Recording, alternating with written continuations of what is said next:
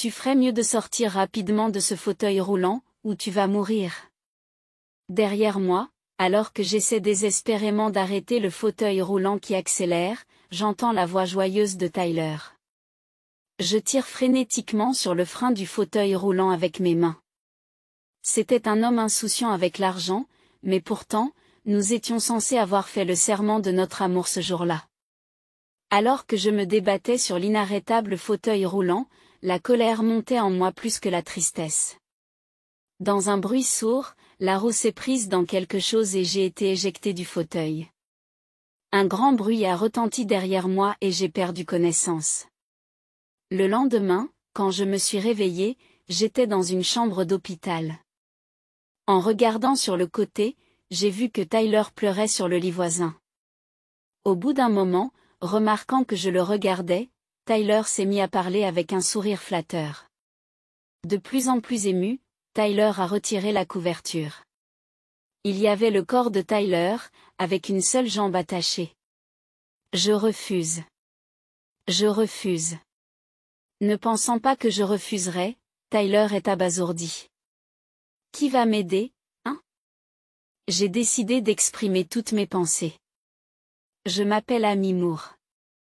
Je suis une illustratrice de 45 ans. J'aimais être active quand j'étais jeune, et j'ai même participé à des compétitions nationales de natation pendant mes études. Même en tant qu'adulte active, j'ai pratiqué divers sports sans changement, mais il y a environ 2 ans, j'ai contracté une certaine maladie et je ne peux plus donner de force à ma jambe gauche. Je n'ai pas entendu le diagnostic directement, mais avec une jambe qui a peu ou pas de sensation, je ne peux pas marcher et je vis maintenant dans un fauteuil roulant. Mon mari, Tyler, a 1 an de plus que moi et nous nous sommes rencontrés lors d'un rendez-vous de groupe. Ma maison était riche à l'origine, et mon père était un président d'entreprise bien connu dans la société, de sorte que beaucoup de gens, hommes et femmes, voulaient profiter de cette manne. En fait, mon père n'a jamais favorisé ni moi ni mes frères et sœurs, et bien qu'il ait pu s'agir d'un environnement privilégié, il n'y a pas de retour pour me faire plaisir. Mais malgré tout, beaucoup de gens le pensaient et m'approchaient, et j'en avais marre.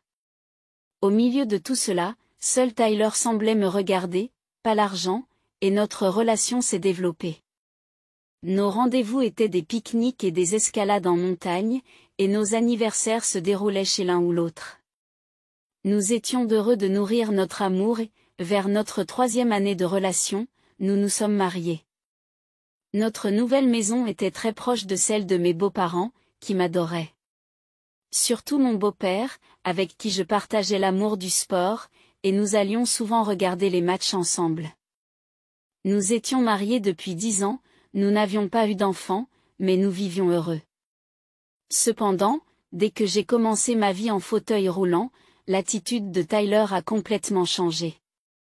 Il a commencé à exiger, comme une évidence, que ma famille prenne en charge les frais de mise en accessibilité de notre maison et l'organisation d'une aide. Bien entendu, mon père n'a pas payé pour cela. À l'origine, j'avais prévu de couvrir ces frais avec mes économies et mon futur salaire. Lorsque j'en ai parlé à Tyler, j'ai reçu une réponse inattendue. L'héritage diminuera alors, n'est-ce pas? Que voulez-vous dire par là? Ma maladie n'était pas censée mettre ma vie en danger. Mais pourquoi me parler d'un héritage? Surpris par ma voix, Tyler se mit soudain à parler d'un ton cajoleur. Non, désolé, j'ai fait une erreur. Tes économies, c'est ça? Tu vois, je pensais que nous allions avoir besoin de beaucoup de choses à partir de maintenant. Je n'étais pas convaincu par la piètre excuse de Tyler, mais comme il détestait énormément réduire nos biens matrimoniaux, je me suis dit à contre-ségur que c'était peut-être encore sa radinerie. Par la suite, Tyler a souvent parlé d'héritage ou d'assurance.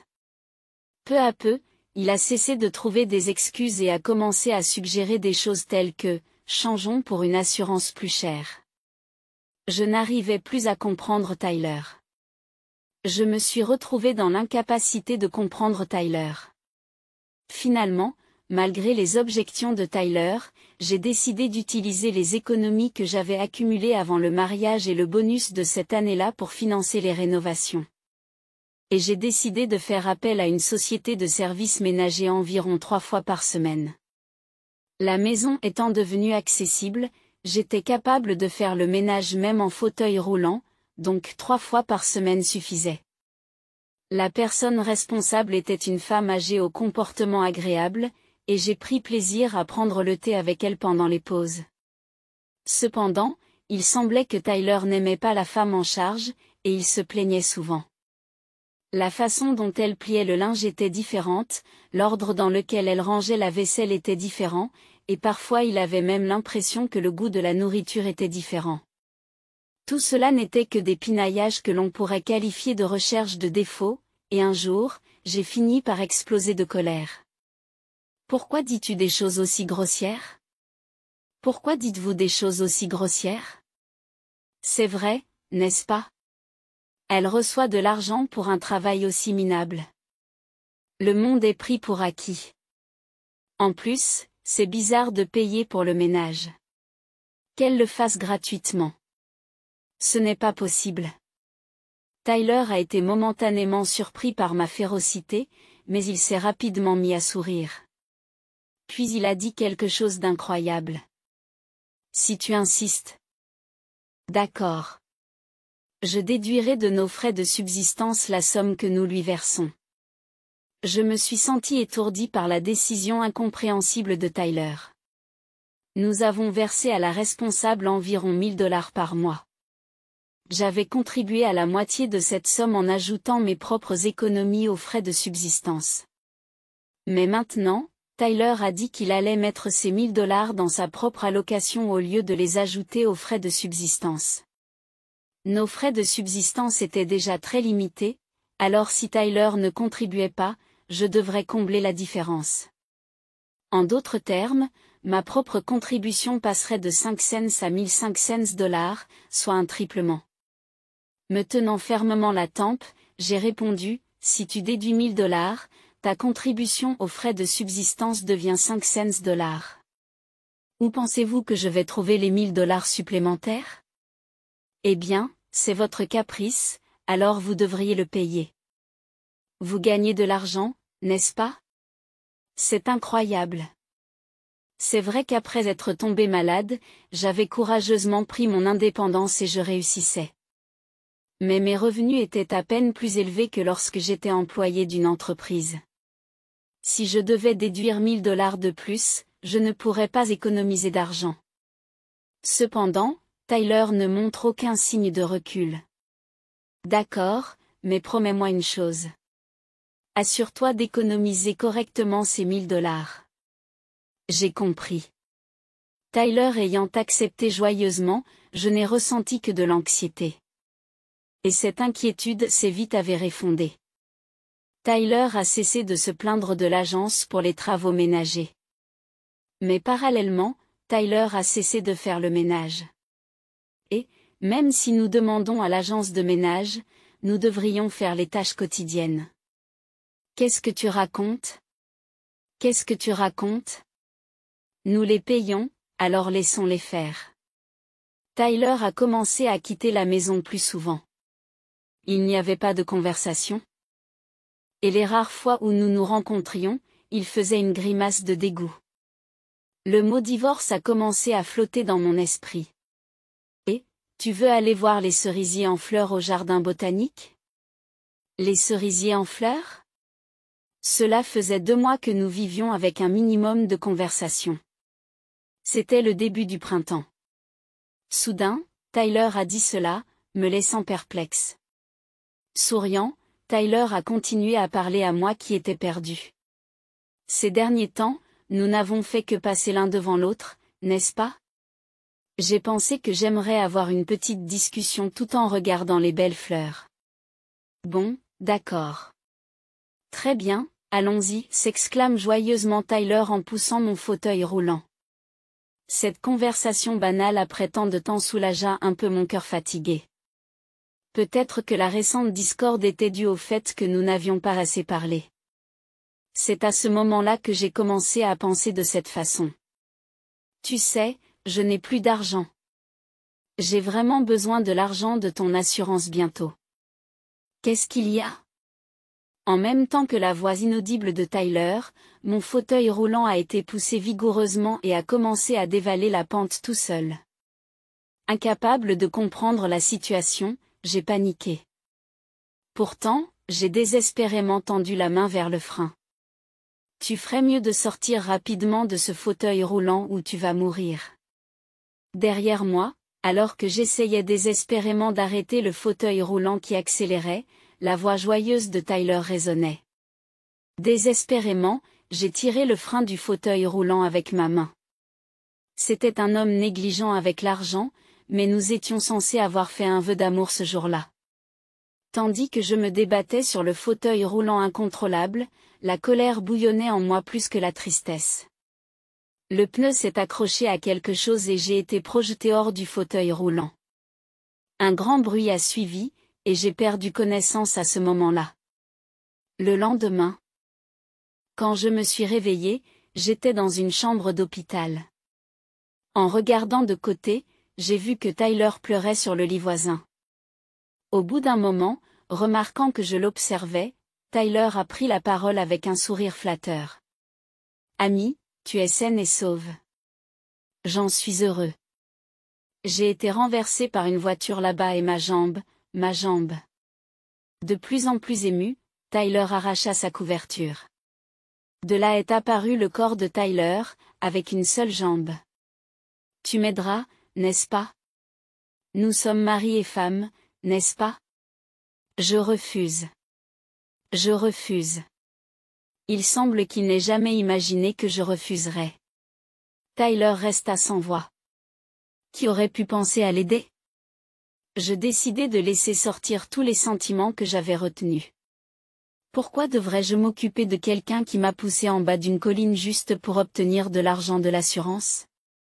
C'était un moment de folie. Je le regrette. Si le fait de s'excuser pouvait tout arranger, nous n'aurions pas besoin de la police. Mes paroles ont rendu le visage de Tyler bleu pâle. J'ai continué à parler sans le laisser m'interrompre. D'ailleurs, n'étais-tu pas censé économiser 1000 $ par mois pour moi? Qu'est-ce qui s'est passé? C'est ce que je fais. Ah bon? Alors tu peux payer ce séjour à l'hôpital avec cet argent. Eh bien, à ce propos. Tyler bégayait, paniqué. Et pour cause, son compte en banque était pratiquement vide. Pourquoi le sais-je, me direz-vous? Parce que j'ai le livret de banque. Tyler, qui trouve toujours les choses compliquées, ne consultait son compte qu'en ligne. C'est donc moi qui gérais et conservais tous les livrets bancaires. À l'époque où notre relation était bonne, je n'ai jamais ressenti le besoin de vérifier combien d'argent il avait. Mais comme il n'avait pas déposé les 1000 $, j'ai commencé à tenir les comptes. Et j'ai découvert qu'au lieu d'économiser de l'argent, il l'envoyait ailleurs. Le destinataire était une femme. J'ai engagé un détective et j'ai découvert que Tyler ne m'avait pas seulement trompé, mais qu'il avait même eu un enfant. L'argent allait à sa partenaire en tant que pension alimentaire pour son enfant. 4 ans. Un bel âge, hein? Vous lui avez rendu visite? Depuis combien de temps la connaissez-vous? Un mois maintenant. En disant cela, la bouche de Tyler s'est ouverte sous le choc. J'ai lâché une autre bombe sur lui. Vraiment, j'étais choquée. Parce que tu paies une pension alimentaire pour l'enfant de quelqu'un d'autre. C'est ce que j'ai dit. Tyler avait un air confus sur le visage. C'est compréhensible, car Tyler croyait que l'enfant que sa partenaire avait mis au monde était le sien. Je n'ai pas pu retenir mon rire. Puis, Tyler l'a coupé d'une voix mécontente. Qu'est-ce que tu racontes?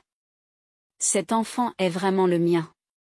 En entendant ces mots, j'ai éclaté de rire encore plus fort. En me voyant ainsi, Tyler m'a regardé comme si j'étais quelque chose d'effrayant, alors j'ai décidé de lui dire la vérité. Mais tu vois, tu ne peux même pas avoir d'enfant. Hein? Je continuais à parler tout en riant de son visage et de sa voix les plus stupides depuis que nous nous sommes rencontrés. Tu pensais vraiment que c'était à cause de moi que nous ne pouvions pas avoir d'enfant? Eh bien, j'ai été prévenant et je ne te l'ai pas dit, mais ton père le sait. C'est un mensonge. Le sang a complètement disparu du visage de Tyler. En fait, nous avons suivi un traitement contre l'infertilité pendant environ 3 ans depuis notre mariage. À l'époque, Tyler a fait le test à contre-séure. Il s'est avéré que la cause était à chercher du côté de Tyler. Cependant, après avoir consulté mon beau-père, j'ai décidé de garder le secret vis-à-vis de Tyler. Mon beau-père était d'avis que Tyler, qui est mentalement fragile, ne saurait pas quoi faire s'il était confronté à ce fait. En entendant l'avis de mon beau-père, j'ai été troublée, mais finalement, j'ai poursuivi le traitement contre l'infertilité sans communiquer les résultats à Tyler et je l'ai arrêté à la demande de Tyler. Après lui avoir raconté tout cela, Tyler a soudain appelé quelqu'un sur son smartphone. Et tu as eu une liaison, n'est-ce pas? L'enfant n'est pas de moi, n'est-ce pas? En voyant Tyler hurler ainsi dès le premier mot, j'ai compris qui il appelait. Tyler semblait recevoir des arguments à l'autre bout du fil, et de temps en temps, sa voix s'échappait brusquement.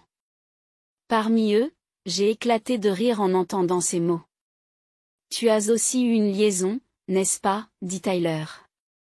Ce n'est pas le moment de parler de ça. Mais pour moi, la femme qui a trompé Tyler pour qu'il paie une pension alimentaire pour l'enfant d'un autre homme est Tyler, qui a dépensé tout l'argent en pension alimentaire et en liaison et qui a ensuite poussé sa femme du haut d'une colline pour l'argent de l'assurance, me semble tout aussi terrible l'un que l'autre. Il semble que l'appel ait été unilatéralement coupé et qu'il n'ait pas pu obtenir la communication, même s'il a essayé de rappeler plusieurs fois. Tyler était totalement en colère contre l'attitude de son partenaire, oubliant apparemment que j'étais à côté de lui. Ce salaud, elle n'en voulait qu'à l'argent? Désolé de vous interrompre alors que vous êtes en pleine ébullition, mais nous n'avons pas fini de parler, dis-je en ramenant la conversation avec un sourire. Ah, ami. On dirait que Tyler s'est enfin souvenu que j'étais là, qu'il me regardait et qu'il transpirait, poursuivis-je. Tu te souviens avoir signé les papiers lorsque nous avons décidé d'économiser les $1000 que tu as dépensés? Demandai-je. Hein, répond Tyler, frustré. Répond Tyler, frustré. Je soupire devant l'attitude de Tyler. Il avait probablement l'intention de revenir dessus plus tard de toute façon. Me suis-je dit. J'ai pris mon smartphone sur la table et je lui ai montré une photo. Tu vois, c'est écrit ici, non? En cas de mauvaise utilisation, divorce, et l'intégralité des sommes dépensées jusqu'au mois découvert sera versée à l'épouse, ami, expliquai-je. C'est une arnaque. Ce n'était pas là. S'insurge Tyler. Oh, mais c'est bien vérifié, et il y a aussi une signature, n'est-ce pas? C'est même notarié, n'est-ce pas? Je lui fais remarquer. Tyler avait l'air frustré. Puis, il m'a immédiatement interpellé avec des yeux désespérés. Allez, ami. J'étais juste possédé. S'il te plaît, ne demande pas le divorce, d'accord? De plus, je ne peux pas payer une telle somme. Le divorce est réglé. Je ne peux plus le faire. Mais ne t'inquiète pas, tu peux payer la somme dépensée en plusieurs fois, plaide Tyler. En me voyant ainsi, Tyler avait l'air d'être la victime. J'ai soupiré et j'ai appelé la personne qui se cachait à l'entrée de la chambre d'hôpital. Entrez, s'il vous plaît, dis-je. Papa! Tyler a crié lorsque son beau-père est entré dans la chambre, le visage rouge comme si ses veines allaient éclater, fixant Tyler du regard. C'est la fin de notre relation? Déclare le beau-père de Tyler. Qu'est-ce que vous racontez? Demandai-je, confus. Mon beau-père a jeté un coup d'œil à Tyler et est venu me voir pour s'excuser. Je suis vraiment désolé. Je ne vous demanderai pas de me pardonner, et ce n'est pas grave si vous ne le faites pas. Veuillez déposer une plainte. Je suis vraiment heureux qu'Amy soit en sécurité. Merci, ai-je raconté. Il doit pleurer. De grosses gouttes d'eau tombent sur mon lit. Je lance un regard à Tyler, la raison pour laquelle mon beau-père bien-aimé a fait cela, me dis-je. Je me suis dit, quoi? Tu ne ressens rien en voyant ça? C'est de ta faute. Toujours à dépenser de l'argent, et pourtant tu gagnes plus que moi, et ta riche famille est avare. Je ne sais pas pourquoi je t'ai épousé. Accusa Tyler. Donc tu en avais aussi après l'argent, ai-je remarqué. J'ai l'impression que tous les beaux souvenirs ont été entachés, et ma voix est la plus basse que j'ai jamais eue. Tyler est surpris et me regarde. Tout en me surprenant moi-même de détester profondément Tyler, j'affiche un sourire. Eh bien, se marier pour de l'argent, et à la fin avoir à payer le remboursement, hein? Je n'ai pas l'intention de payer. Je ne paierai pas. Tant pis, le paiement est une affaire réglée. Alors que je disais cela, mon beau-père, l'air effrayant, a dit à Tyler, je te surveillerai jusqu'à ce que les paiements soient terminés. Je ne pouvais pas le voir, mais son visage devait être terrifiant, car le visage de Tyler est devenu pâle et il tremblait. Excusez-moi de vous interrompre. C'est dans cette pire atmosphère qu'est entré un médecin d'âge moyen en blouse blanche. S'approchant directement de moi, il me tendit un document. Y a-t-il une raison pour laquelle vous ne recevez pas de traitement pour votre jambe? Qu'est-ce que c'est? Inclinant la tête en signe de confusion, j'ai regardé Tyler qui fixait le médecin avec un visage pâle. Le médecin continua à parler d'un air perplexe. Si tu te fais opérer de la jambe, tu pourras à nouveau bouger. Tu n'as pas entendu ça quand on t'a diagnostiqué avant? Je n'ai pas entendu. J'ai regardé Tyler. Tyler essayait de ne pas croiser mon regard. En voyant cela, j'ai eu un mauvais pressentiment. Tyler, tu m'as menti? En disant que la maladie ne serait jamais guérie, et que je ne marcherais plus jamais? Ah! À la réponse négative de Tyler, mon beau-père l'engueule à nouveau. Je me suis tourné vers le médecin et lui ai demandé. Je n'ai pas entendu le diagnostic directement à ce moment-là. Pourriez-vous me le dire, s'il vous plaît? Oui, Amy, votre maladie est une paralysie temporaire causée par une hernie discale qui touche la moelle épinière, entraînant des problèmes de circulation sanguine. Comme il s'est écoulé un certain temps, vous aurez besoin d'une rééducation, mais vous pourrez marcher. Je n'ai pas pu empêcher mes larmes de couler en entendant les paroles du médecin. J'ai eu tort de faire confiance à Tyler et de ne pas entendre le diagnostic, mais mon dégoût pour Tyler, qui a menti à propos d'un problème impliquant la vie d'une personne, grandit de minute en minute. Il ne me reste plus une once d'affection. Tyler, que se passe-t-il? Tyler. Ne reste pas planté là, dit quelque chose. Les cris de mon beau-père résonnent dans la chambre d'hôpital. Les épaules de Tyler tremblent et il se met soudain à pleurer.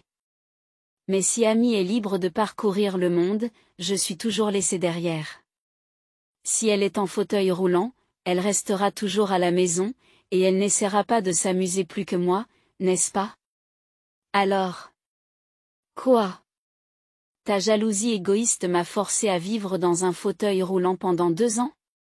Sachant que je pouvais me faire opérer pour éliminer la douleur et la paralysie, et tu as gardé le silence? C'est le pire. À mes mots, Tyler baisse la tête, épuisé. Je le regarde avec des yeux froids. Le médecin et mon beau-père semblent tous deux en colère contre Tyler pour m'avoir égoïstement privé de ma chance d'être soigné. Alors, Amy, puis-je t'expliquer l'opération demain? Oui. Je vous en prie. Je m'illumine instantanément. Le médecin me sourit chaleureusement. Cela me donne l'espoir d'un avenir radieux. Je vais demander à l'infirmière de séparer les chambres. Non. Je ne veux pas être séparé d'Amy. Le médecin jette un coup d'œil au refus soudain et bruyant de Tyler, l'ignorant. Puis il me dit, alors, à demain, et quitte la pièce. Amy, tu ne vas pas vraiment divorcer, n'est-ce pas? Je suis amputée, tu te souviens? Je sais que j'ai eu tort de me taire, mais réfléchis à notre situation actuelle. Malgré les cris de mon beau-père à l'encontre de Tyler, qui est incroyablement égoïste, il reste sur ses positions. J'observe en silence. Mais ne voyant aucun signe d'apaisement après une dizaine de minutes, j'interviens à contre-séure. Alors, je vais travailler et tu t'occuperas des tâches ménagères. Si tu demandes un service, tu le paieras.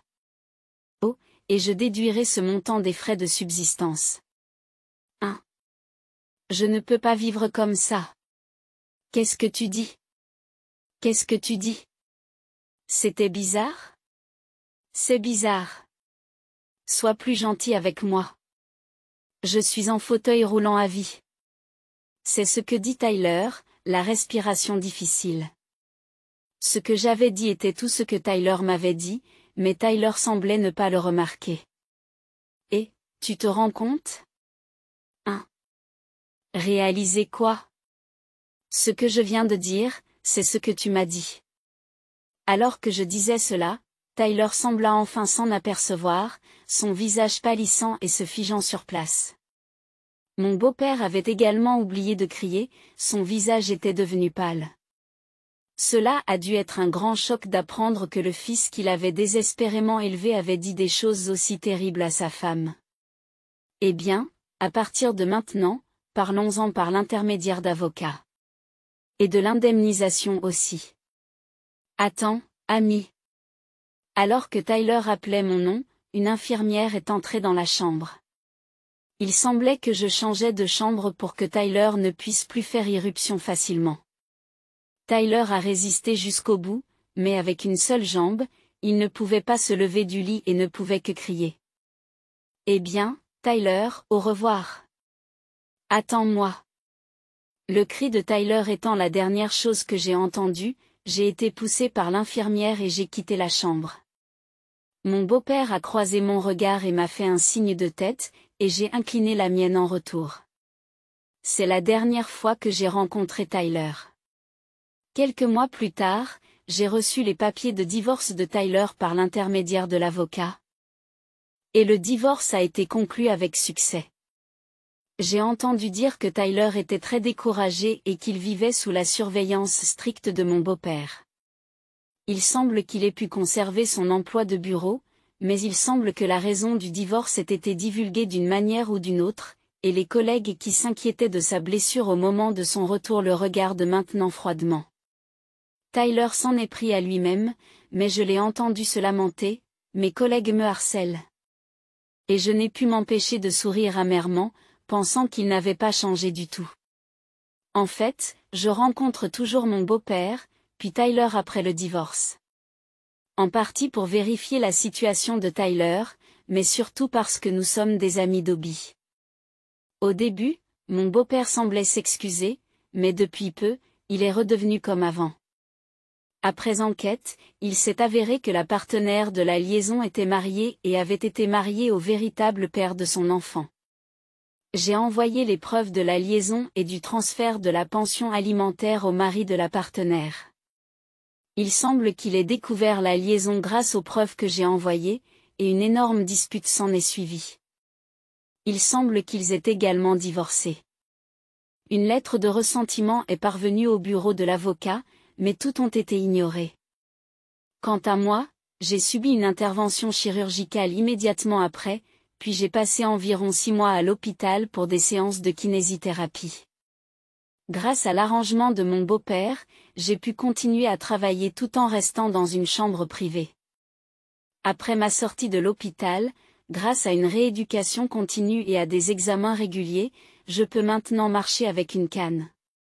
Récemment, j'ai pris l'habitude de me promener dans la maison. En fait, J'ai récemment échangé mes coordonnées avec une personne que j'ai rencontrée lors de ces promenades et j'ai promis d'aller manger avec elle. C'est une personne très gentille qui m'a aidé lorsque j'ai trébuché et que je suis tombée sur un rocher. Ces jours-ci, le sentiment exaltant d'un nouveau printemps qui s'annonce rend mon excitation irrépressible.